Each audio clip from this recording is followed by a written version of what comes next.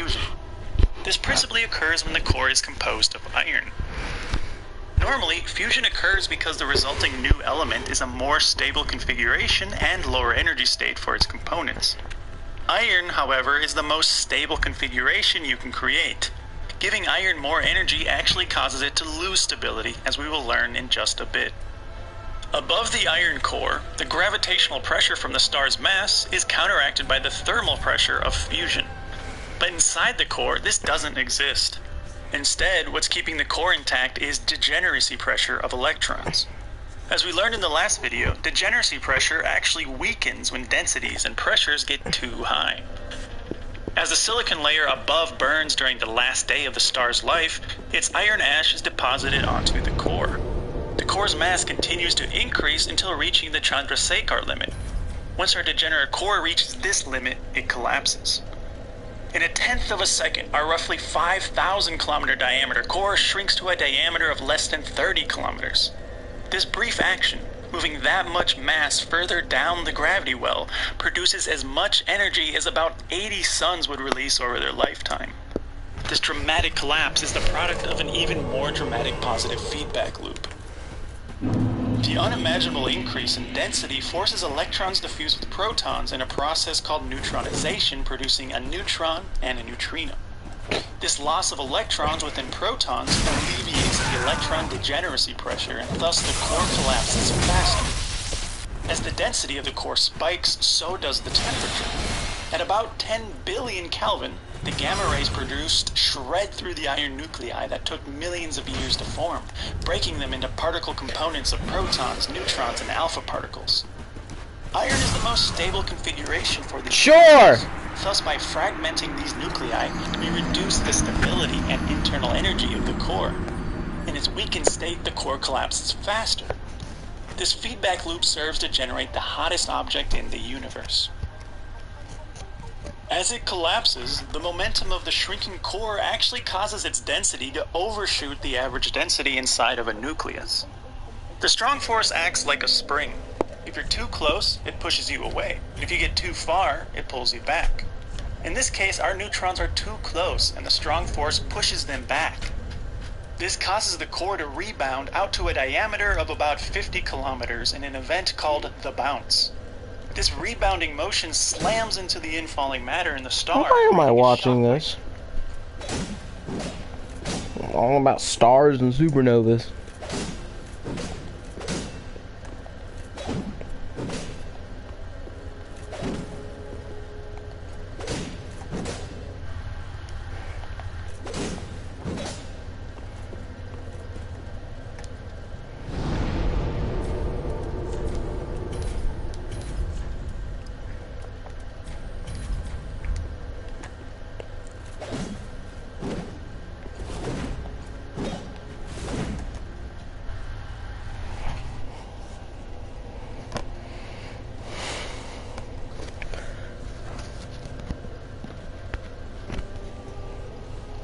Wave of unimaginable intensity that begins traveling outwards.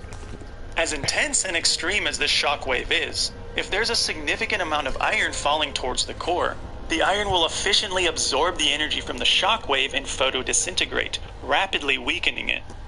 After about a tenth of a second, the outward traveling shock wave loses enough energy to stall at a distance of roughly 200 kilometers. The outward pressure of the shock wave is equal to the inward pressure of the infalling material. You can see the stall in this model of supernovae explosions. So if our shock wave stalls as it travels out, it begs the question, how do extremely large stars explode? Neutrinos. During and after collapse, neutrinos are produced in immense quantities with greater and greater energy.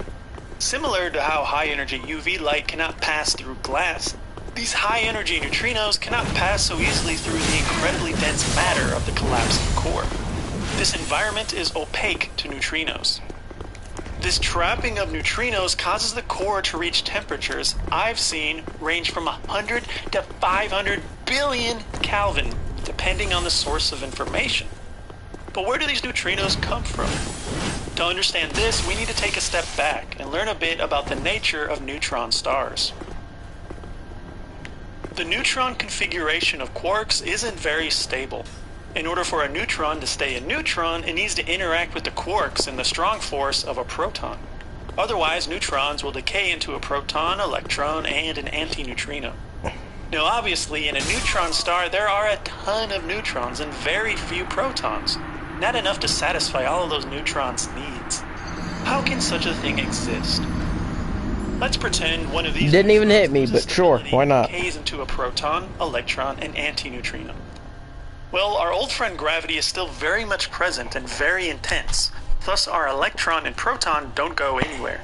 The antineutrino has so little mass that it escapes quite easily. The electrons in this highly dense environment are degenerate, meaning they aren't particularly happy to be squeezed up against all the other electrons. If a neutron wants to decay, it must be able to squeeze yet another electron into the electron degenerate environment. If it doesn't have the energy to do this, then it simply cannot decay. This is what normally keeps a neutron star intact. But this is not the environment inside a collapsing core. A collapsing core is not very degenerate. Degeneracy occurs at lower temperatures, and our freshly collapsed core is likely the hottest object in the universe. The unimaginable heat provides our neutrons with more energy than they can handle, causing them to rapidly decay into electrons and protons. The resulting electron and proton are then subsequently fused back together due to the immense pressure, forming another neutron. Each time a neutron decays or is formed, an antineutrino or neutrino is released respectively. This is called the direct Urca process and serves to produce neutrinos in unimaginable abundance as long as the temperature is ludicrously high. These neutrinos can then either bounce off and transport energy to a nucleon or electron, or be reabsorbed by a nucleon to produce the other nucleon and a lepton. We return to our stalled shock wave. As the shock wave remains motionless roughly 200 kilometers from the core, the infalling material gathers or accretes on the proto-neutron star, creating what's called the gain radius. In between the gain radius and the shock wave is a small volume called the gain region. This is a relatively low-density region where neutrinos can diffuse out from the central core. The densities and pressure of the shock wave creates additional opacity for neutrinos called the neutrinosphere. When we say opacity for neutrinos, we mean relatively speaking. I have no idea. I mean, I understand it, but I don't care. I don't care about you. God. Stop right there! Your prison break ends now. The lock is impenetrable, and the guards don't have an access key. Hey, look! I found the key. Yes!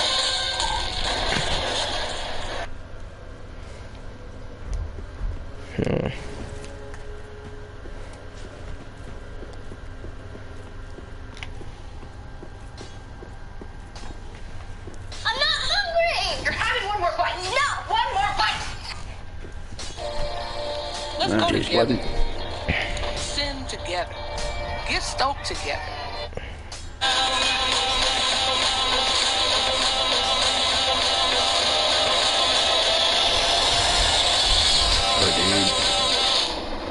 Nah, that's not real. Rewind it a little bit. Look at the back of the car! Alright, check this one out. Can you believe how close he was to that car? That guy would have died. And the reason why is that we actually created this clip so we can prove how easy it is to make fake clips like this. And in this video, I'm going to show you what to look for so you don't get tricked as well. Break them down!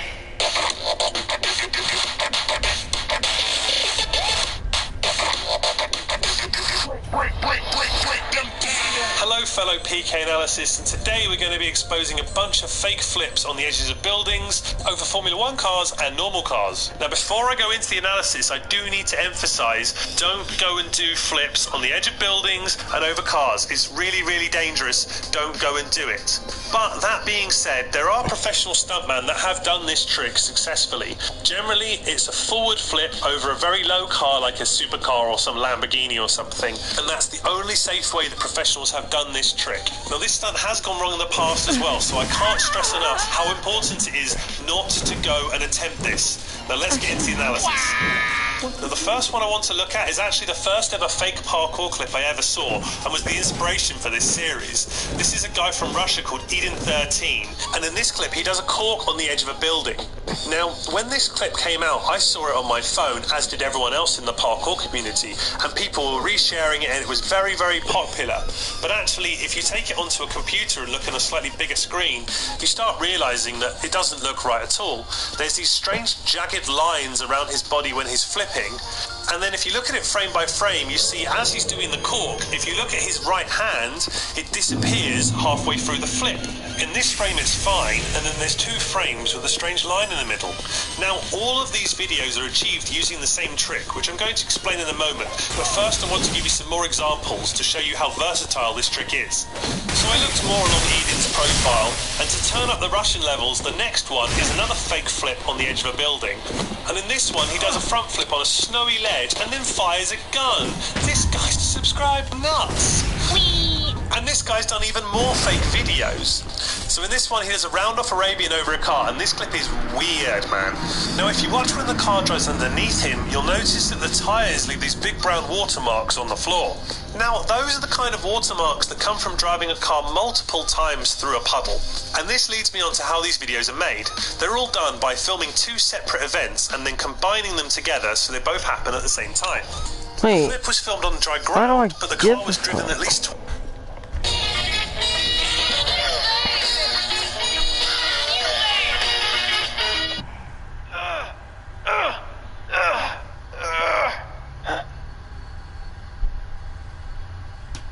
What are you looking at? Huh? Calm down. You'll appreciate this someday. Yeah? I don't think Hot Girl's gonna appreciate it too much. That was an accident. She's in our best hospital now, and I don't want to hear it. believe me, the last thing we want is to lose another. Another what?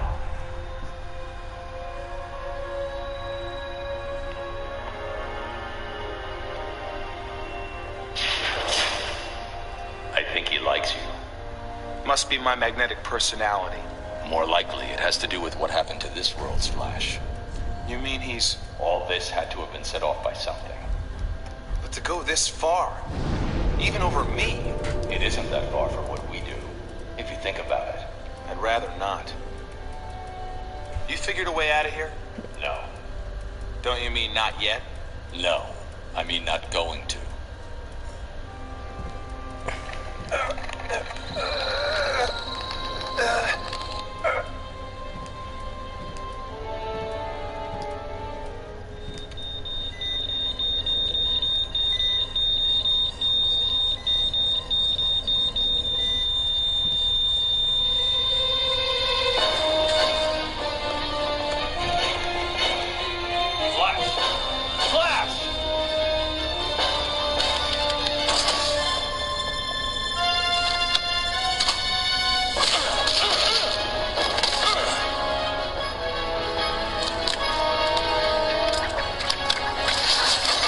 You'll appreciate this someday.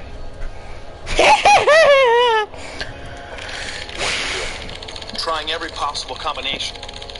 91939. How'd you know? They're the numbers I use. How'd you get out? I sped up my heartbeat till it looked like it flatlined. I didn't know you could do that. Neither did I, but I had to come up with something if you weren't going to. I couldn't. Not with him anticipating everything I could ever think of. But who could anticipate you?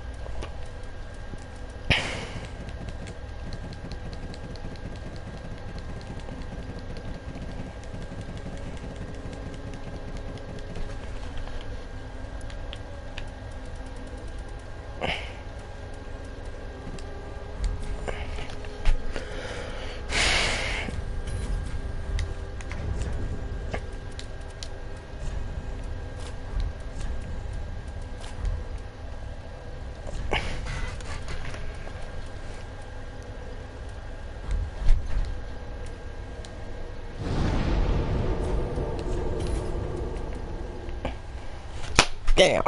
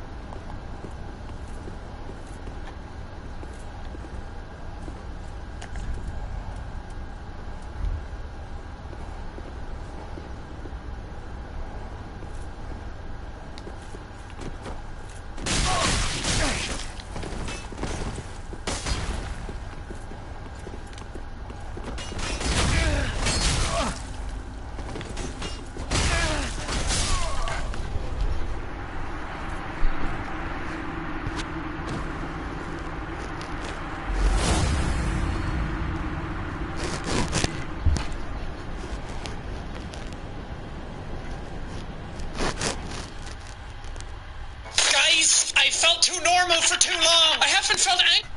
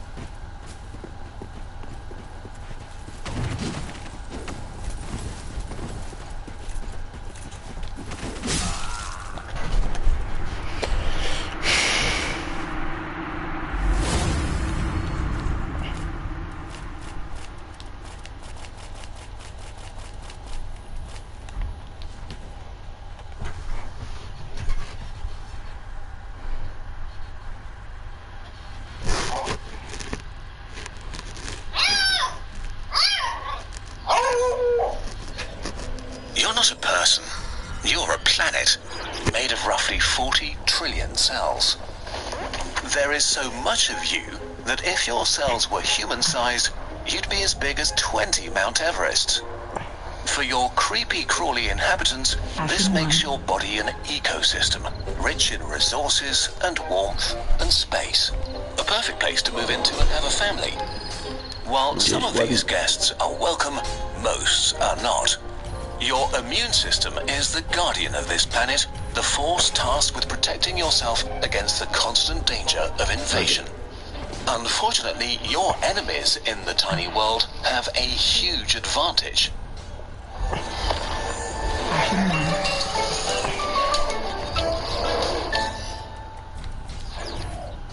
Consider the effort it takes to make a single copy of yourself and your trillions of cells. First, you need to find someone who thinks you're cute. date and be awkward, and if things work out in a complicated dance, two of your cells merge together. Then you need to wait for months while the cell multiplies over and over until it's released into the world as a human being. And even then, you only have a mini copy that needs years to become remotely useful. A bacterium consists of one cell. It can make a fully grown copy in about half an hour. A virus can turn into hundreds within hours and billions within days. Your enemies multiply orders of magnitude faster than you. Even worse, for a bacterium or virus, your body is a hostile ecosystem applying selective pressure. Because they go through so many generations so quickly, eventually, by pure chance, there will be an individual that mutates and adapts in just the right way to resist your defenses and then multiply quickly again. In other words, you're facing a sheer endless variety of different enemies, and you're too slow to keep up with their evolution. This is bad. Luckily, your immune system is just about the most amazing thing ever.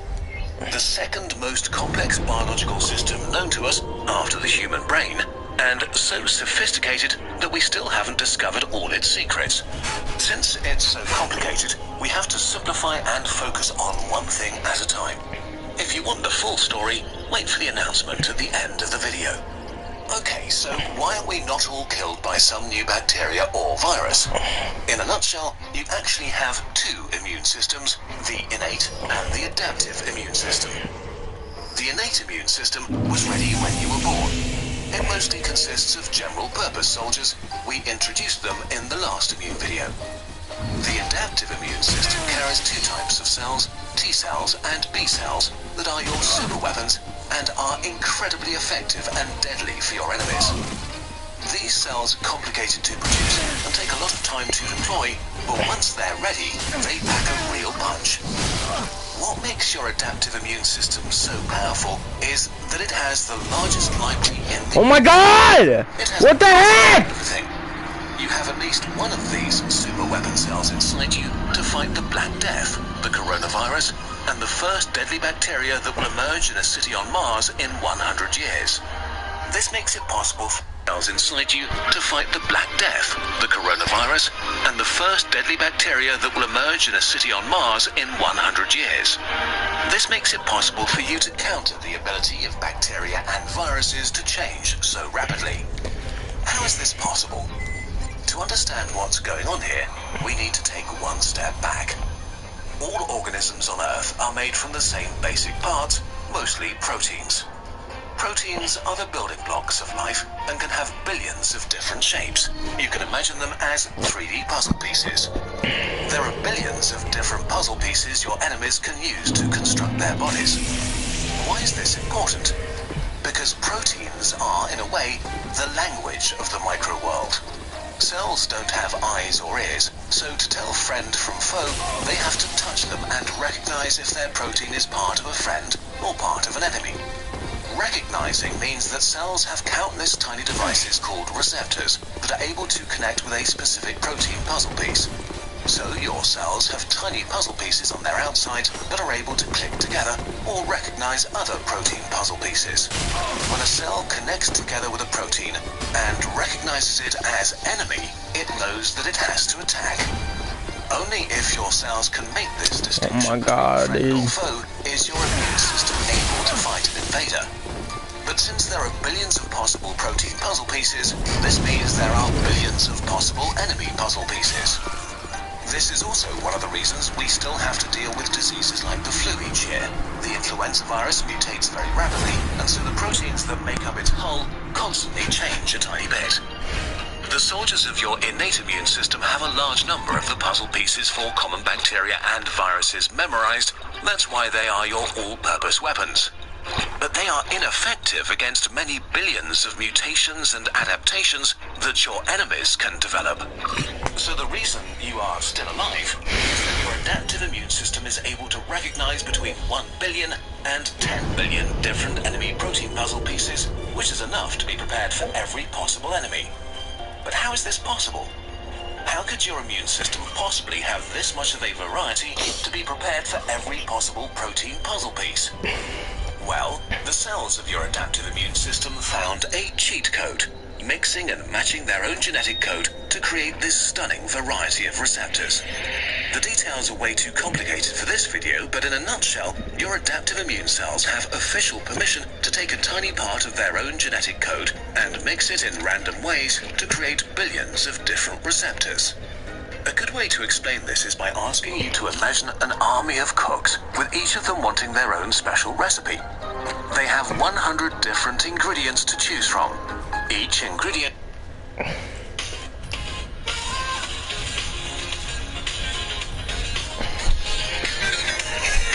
I'm tired of BTS. I do not want to deal with your BTS!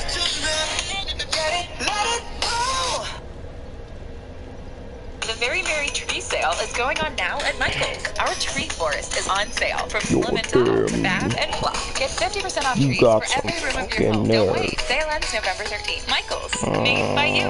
Welcome to r/entitled parents, where this stupid mother decides it would be a great idea to change her baby's nappy in the middle of a cafe. Entitled mum changes baby's nappy on cafe table. I'm sitting in a small cafe in a village in Surrey, in the United Kingdom, having some lunch with a friend. It's a wealthy village. My God. It's a fair share of 4x4 driving entitled mums and their kids, but this one really... Ooh, that kind of hurt. Despite the cafe having a bathroom with space for baby changing, the entitled mum of this story, having finished her coffee, puts her baby on the table. People around her are eating, and it's a small space, by the way. She then removes his clothing and pulls off a poop-filled nappy, which she puts on the table and then proceeds to wet wipe her baby's bum. The smell was atrocious. Other customers just shared horrified looks, and the young waitress just stood there and looked scared. I spoke up. I just had to. You do know there's a lavatory at the back, I said, in my best headmistress voice. The entitled mum gave me a look that would curdle milk and retorted, "Why don't you F off and mind your own frickin' business?" I stood up, and I felt the red mist descending, which is a very rare event, as I'm very laid back, usually. I really wanted to take that poopy nappy and rub her face in it. My friend pipes up. Now she is Canadian, another mellow person, but the smell in a steaming hot small cafe was making everyone gag. Oh my god. People have to go eat off that table. I don't understand how you don't get that, she said. The entitled mum then starts swearing and shouting about us being a pair of effing female dogs, etc., and her baby starts wailing. She very roughly starts manhandling the poor kid into a nappy.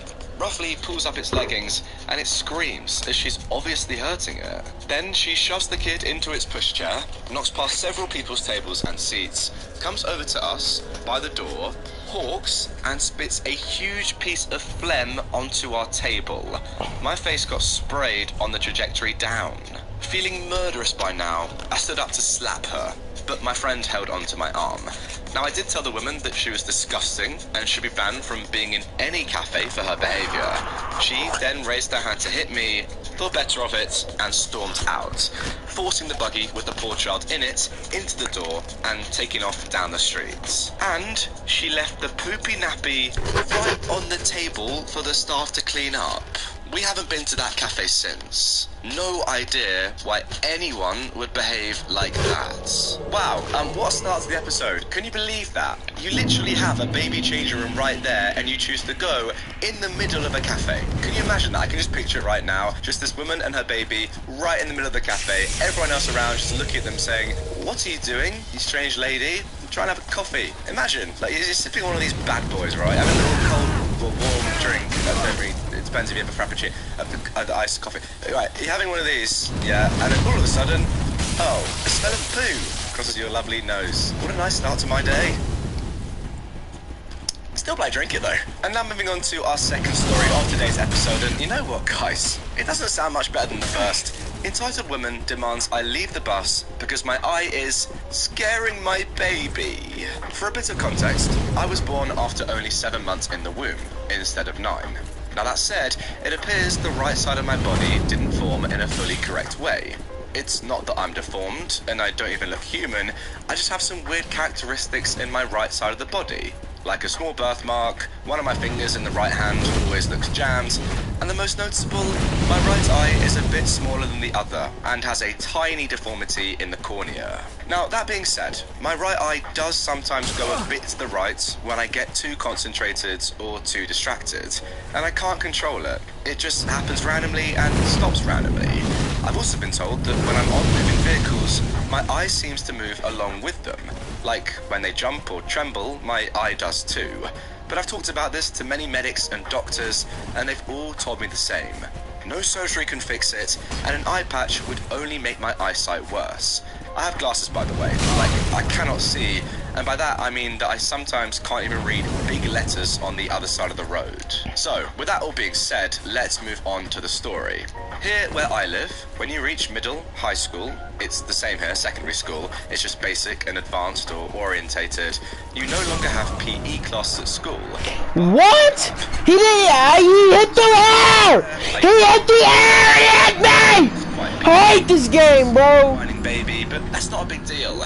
But oh, the ride home, that was not as peaceful. After 50 God, I hate this game! What is the hitboxes? and I hopped in, played.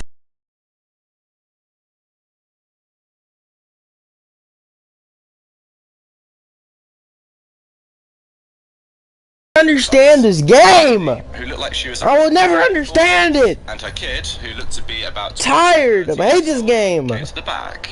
The entitled mum made a loud ahem noise, but I wasn't going to move. There literally were seats next to her. It's just that they were the one passenger seats on the right side of the bus. Naturally, none of us moved. She just huffed and sat down. The kid with her didn't sit down and just kept standing until the woman that was sitting next to me left. So he asked if he could sit there, and I moved to let him pass. Now, this gave him a good look at my right eye, since he was next to it. At first, he didn't seem to notice, but then, oh gosh, he just stares at me for a full 10 minutes with a "this is so wrong" kind of face, then moves from the seats and up to his mum. At this point, he didn't even whisper, "Mum, did you see that girl's eye? It's weird. Is she disabled or something?"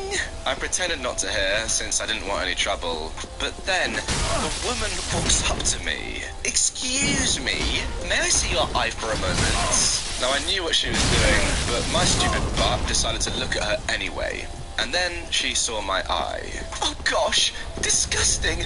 Would you mind not doing that so close to my baby?" "Doing what now?" I replied. "Moving your eye like that. It's rude. Stop it."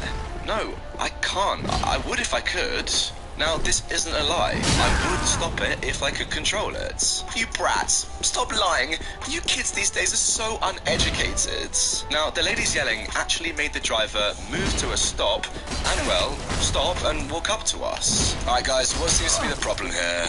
"This brat is scaring my baby. Just look at her moving her eye like that. You should remove her from the bus." Now, I didn't fully hear the entire conversation, since the driver made her walk away from me to talk. But after almost 15 minutes of her yelling, kicking, screaming, and pointing in my direction, she just grabbed her kid's hand and stormed off the bus. The driver just continued without a word. This happened like 40 minutes ago, and I'm so confused. Well, nothing really to be confused about here, pal. Just a crazy woman doing crazy thing. Up to 99% of tough grease and food residue. Scrub less, save more.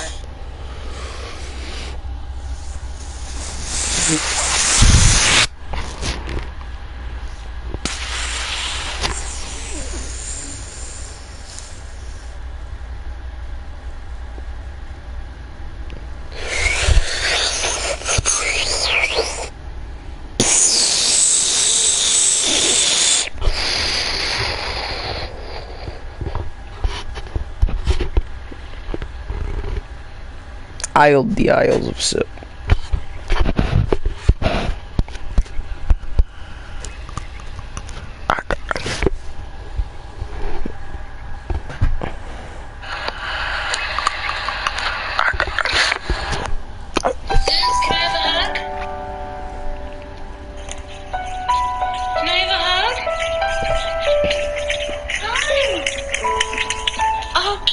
Pupper!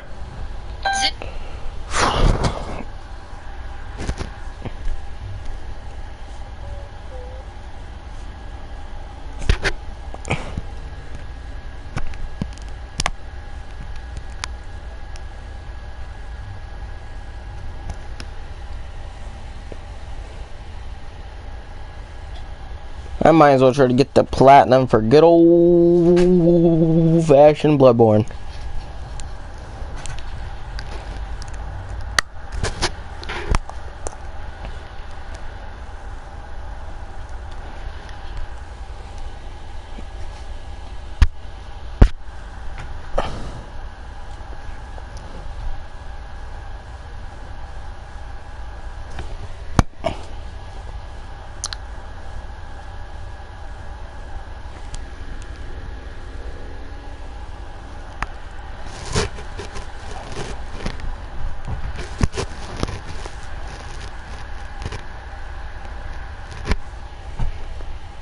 Wait, but I've already gotten all the what are you talking about?